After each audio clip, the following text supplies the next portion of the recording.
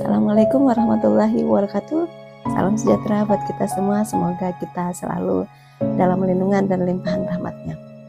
Pada video kali ini saya akan sharing mengenai bab ini. Kita masih mempelajari diri kita sendiri ya, itu mengenai bab rasa.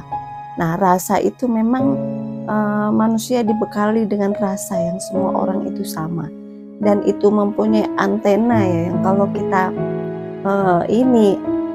antena itu kita asah ya, antena itu bisa bisa menembus sangat panjang ya, bisa menembus ruang dan waktu, bahkan mungkin unlimited ya. Jadi manusia itu mempunyai antena yang bisa menembus ke dimensi-dimensi yang lain, yaitu melalui rasa itu ya. Itu kalau kita belajar rasa itu kan sangat banyak sekali. Nah, ilmu rasa atau mungkin ilmu kolbu hati ini itu bisa asah atau kita memperolehnya sendiri, bahwa ya sebenarnya di dalam diri kita itu sudah ada, cuman kan kualitasnya berbeda, kepekaannya ataupun sinyal-sinyal kekuatan ataupun energi kita untuk meretas atau mendeteksi sinyal-sinyal yang ada di sekitar kita itu kan berbeda. Kepekaan atau intuisinya atau mungkin mata hatinya, kebatinannya, nah gitu kan, mata hatinya. Nah, itu untuk mengetahui segala sesuatu yang ada di dalam diri kita atau di luar diri kita, atau nanti yang akan terjadi atau setelah terjadi, itu kan semua ada sinyalnya. Tapi kekuatan sinyal energi kita itu kan berbeda. Nah, itu ada dua hal yang bisa membuat kepekaan kita itu tajam. Yang pertama itu adalah kita dengan sering mengolahnya, sering melatihnya ya. Jadi kayak misal sering dibersihkan, kayak misal hati kita sering dibersihkan, sering dijaga ucapan kita, jangan sering ngomong yang negatif, atau kita ngosipin atau menghibah orang, memfitnah, menyakiti orang, itu kita jaga jangan sampai seperti itu. Itu juga nanti bisa mempertajam ucapan kita ya. Jadi ya adalah beberapa cara-caranya. Memang ya ada yang memang semuanya tidak mudah. Nah, seperti itu. Tapi kalau kita latih, kita jalankan ya, insya Allah sesuatu yang sulit itu akan terasa mudah dan ringan kalau kita latihan sering ya. Nah, terus ada dua hal yang bisa membuat kepekaan kita itu tajam. Yang pertama itu kita dengan sering mengolahnya, karena memang pada dasarnya di dalam diri kita itu sudah ada rasa, itu sudah ada, tapi tinggal kita mengolahnya saja ya. Baik itu dengan kita sering bertirakat, kita berpuasa ya, kita bersedekah, itu bisa juga untuk mengolah rasa. Tapi sedekah di sini ya sedekah yang tulus ikhlas ya, dalam artian nggak mencari ingin dipuji, ujub ria, ingin dipuji, ingin dibilang wah, atau mungkin dibilang itu orang baik, itu orang kaya, itu orang dermawan. Nah, itu terlepas dari itu ya. Kalau kita sedekah tujuannya itu ya, berarti itu sedekahnya ini masih keikhlasannya dan ketulusannya itu masih perlu kita perbaiki ya, kalau kita motivasinya untuk itu. Jadi kalau sedekah itu yang tulus ikhlas, tanpa pamrih, hanya karena Tuhan. Nah, seperti itu ya. Nah, jadi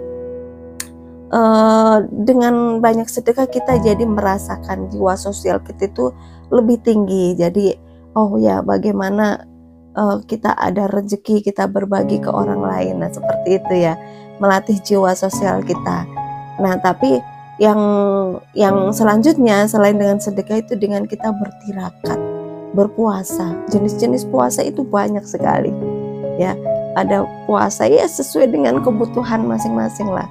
Jadi barang siapa yang rajin berpuasa atau bertirakat, itu puasa itu kan merupakan ibadah yang khusus ya. Jadi yang hanya kita sama Tuhan aja yang tahu.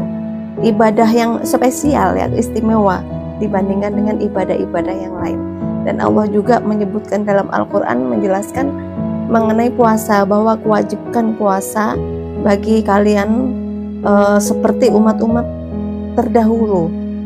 Kayak gitu, kewajiban puasa untukmu seperti umat-umat terdahulu. Jadi puasa itu merupakan ibadah peribadatan yang sangat kuno, dari zaman Nabi Adam itu sudah ada. Ya, dan sejarah-sejarah besar itu tidak terlepas dari berpuasa. Nah, puasa itu kan dari kata upawasa. Upa itu mendekatkan diri, wasa itu dengan yang maha kuasa. Jadi kita salah satu cara atau jalan untuk kita lebih mendekatkan diri kepada Tuhan. Nah, kalau kita rajin berpuasa, kita berpuasa ini, berpuasa itu, kita berpuasa ya segala macam puasa, tapi kita tujuannya tidak untuk mendekatkan diri kepada Tuhan, berarti itu ya kurang bagus ya kita menempatkan sesuatu. Kayak misal nih, malah dengan puasa kita semakin jauh. Nah, seperti itu arti kata dasar, makna dasar dari berpuasa itu kan dari upawasa, upa mendekatkan diri, puasa kepada Tuhan. Jadi orang yang berpuasa kayak zaman dulu, orang Andito ya mungkin ya, atau sesepuh-sesepuh kita kayak resi-resi zaman-zaman kerajaan resi ya, itu kan mereka itu kan bertapa itu kan udah pasti berpuasa. Itu kan semakin dia menjalankan rentan waktu yang dijalankan itu semakin lama, maka dia akan semakin dekat dengan Tuhannya. Ya Tuhan versinya keyakinan mereka seperti itu loh.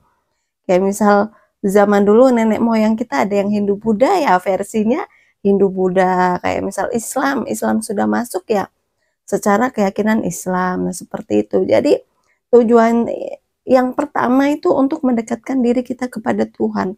Nah, kalau kita sudah dekat kepada Tuhan, diri kita, hati kita, rasa kita, roh kita sudah sering ya ada kedekatan khusus kepada Tuhan, nanti ada keistimewaan tertentu. Makanya kalau para waliullah itu, kekasih Allah itu biasanya karomahnya keluar.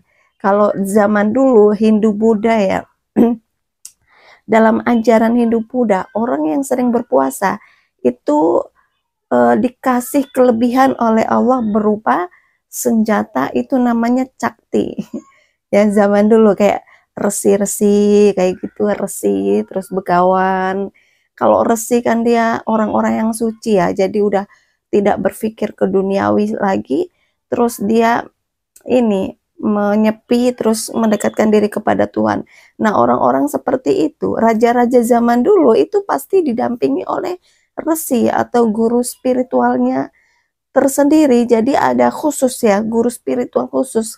Biasanya dari kalangan resi ya, resi yang begawan gitu kan. Kalau resi zaman dulu itu udah pasti biasanya itu sakti-sakti, karena memang sakti itu kan dari kata cakti ya. Cakti itu kan senjata yang dimiliki oleh mereka-mereka yang mempunyai kedekatan khusus kepada Tuhannya. Itu dikasih senjata oleh Tuhannya, itu berupa cakti. Nah, orang Indonesia khususnya orang Jawa mengatakan dengan sakti. Oh, itu orang sakti. Nah, itu orang-orang yang mempunyai daya linuih atau kesaktian tertentu, itu biasanya mereka melalui proses yang tidak mudah, yaitu tujuannya untuk mendekatkan diri kepada Tuhannya. Nah, kalau udah dekat dengan Tuhannya, nah barulah nanti dengan sendirinya ilmu-ilmu kesaktian itu akan ada dengan sendirinya itu ya. Jadi ya kehendak Tuhan, nah seperti itu ya. Itu udah memang udah sunatullah, udah rumusnya seperti itulah. Jadi kalau kita segala sesuatu itu ada maharnya.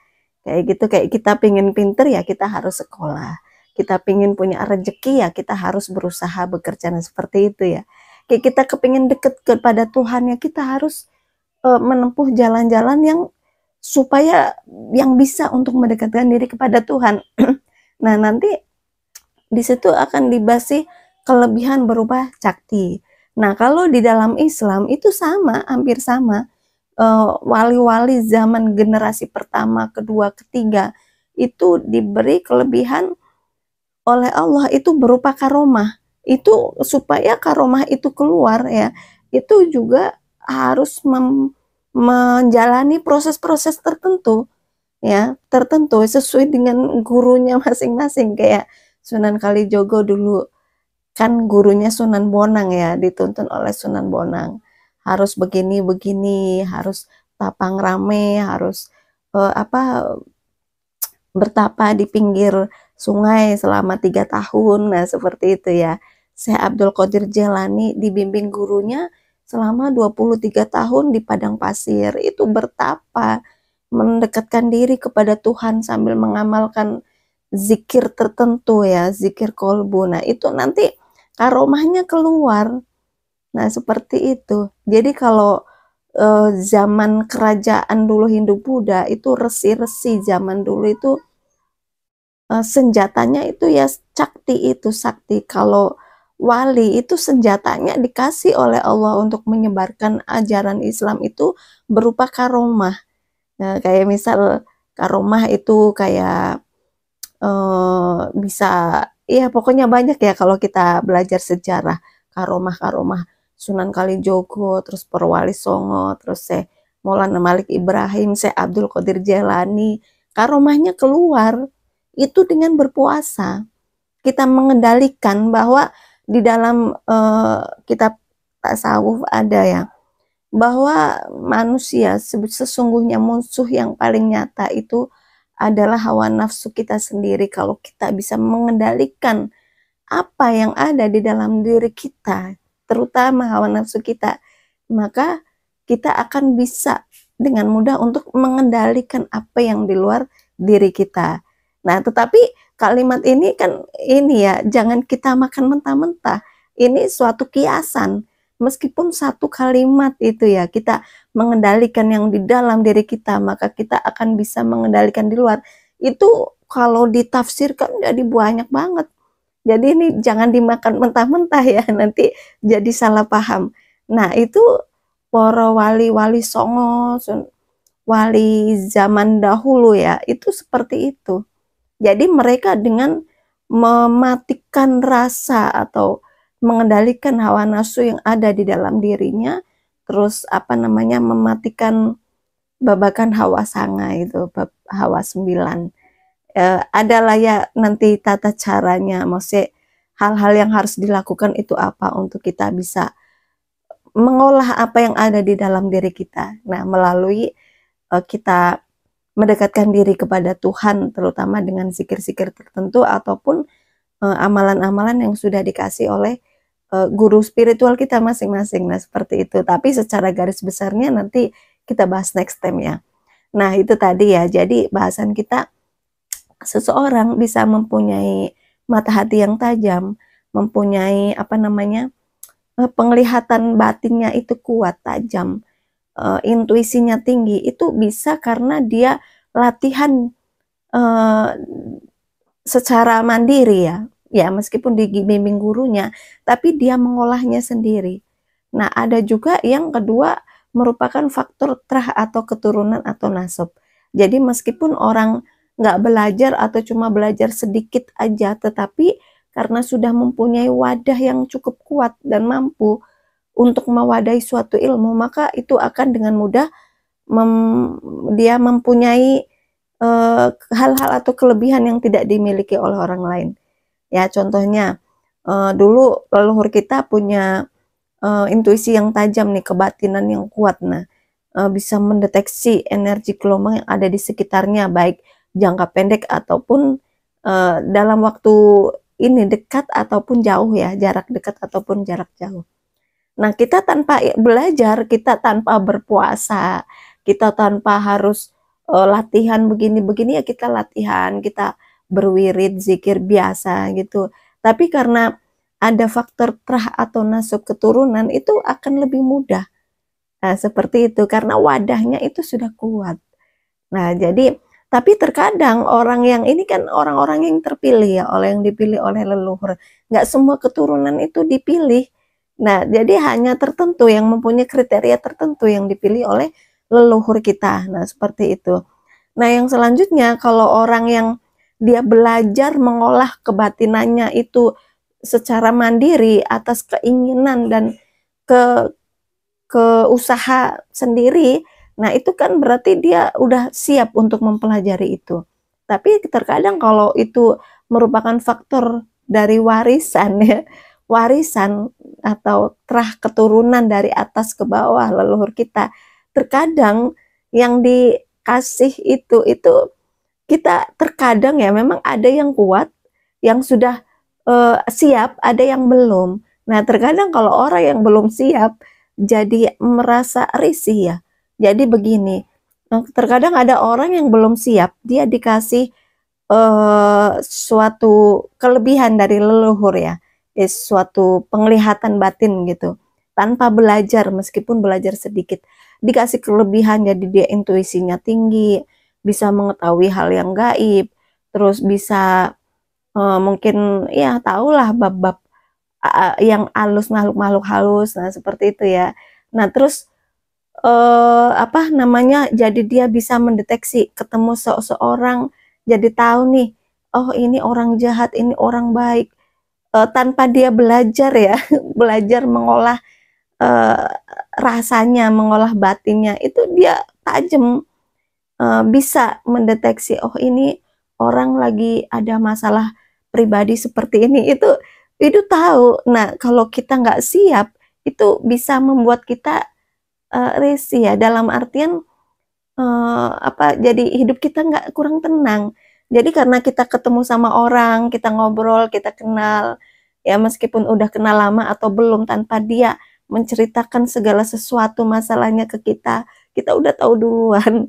Nah, jadi eh, kadang disitulah terkadang membuat kita nggak nyaman.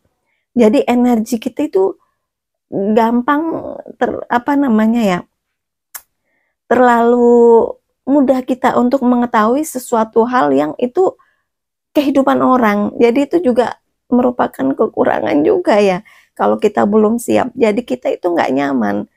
Ketemu sama orang, oh ini orang begini begini begini, oh ini masa lalunya begini, oh ini kan, jadi itu agak mengganggu kita. Nah kalau kita nggak ada kesiapan khusus untuk bisa mengetahui itu ya, jadi ada plus minusnya juga ya. Nah, tapi kalau kita belajar secara sendiri, usaha mandiri, nah berarti kan kita udah siap. Hati kita itu udah ada keinginan, oh saya ingin bisa seperti ini, saya ingin bisa belajar ini. Nah kan ada seperti itu. Tapi kalau pemberian dari leluhur kita, terkadang kalau kita belum siap benar hati dan mental kita, itu merupakan suatu beban loh bagi kita ya. Jadi di mana-mana kita bisa melihat ini apa makhluk-makhluk halus berjalan, berkeliaran di jalan. Lah kita nggak mau, nggak pingin melihat mereka-mereka itu gitu kan. Tapi kadang terlihat juga. Nah seperti ini. Jadi kalau kita nggak bisa, misal kita nggak bisa melihat itu, justru kadang membuat kita lebih tenang karena ya itu tadi, kita nggak pingin terganggu lah oleh apa, pemandangan-pemandangan yang seperti itu. Nah seperti itu, karena kalau kita belum siap ya itu nanti akan mengganggu kita, hati kita, terus psikologi kita, ataupun jiwa kita, hati ya.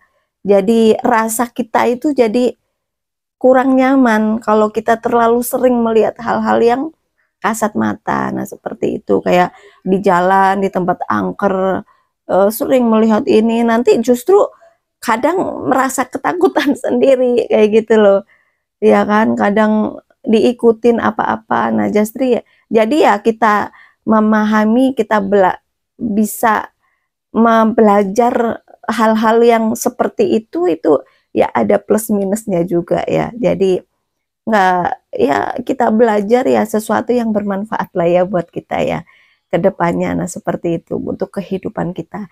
Jadi supaya kita bisa lebih hati-hati, kita lebih waspada, kita lebih bijaksana menghadapi kehidupan, kita lebih apa namanya, bisa lebih memahami perasaan orang lain gitu kan. Jadi kita kalau paham intuisi kita, ini kan bisa lebih ngerti lah ke orang lain, bisa menolong orang lain, membantu orang lain. Nah seperti itu ya. Jadi ada segi positifnya juga kita untuk belajar ilmu rasa ini ya. Jadi kita lebih dewasa menghadapi kehidupan. Nah, seperti itu. Nah, jadi tapi kalau sesuatu yang kita pelajari itu dari terah keturunan, kita harus benar-benar siap. Kalau kita belum siap itu nanti resiko kita bisa merasa terganggu atau kurang nyaman dengan pemandangan ataupun kita melihat atau mendengar atau kita tahu hal-hal yang itu bukan kehidupan kita tapi kehidupan orang lain. Nah, seperti itu ya. Jadi ya bagaimana cara kita menempatkan aja ya, jadi lebih bijaksana. Nah, seperti itu. Nah, jadi mungkin sementara itu ya yang saya sampaikan pada video kali ini ya. Semoga bisa bermanfaat buat kita semua. Mohon maaf jika ada kekurangan dan kesalahan. Sampai ketemu di video-video yang selanjutnya. Wassalamualaikum warahmatullahi wabarakatuh.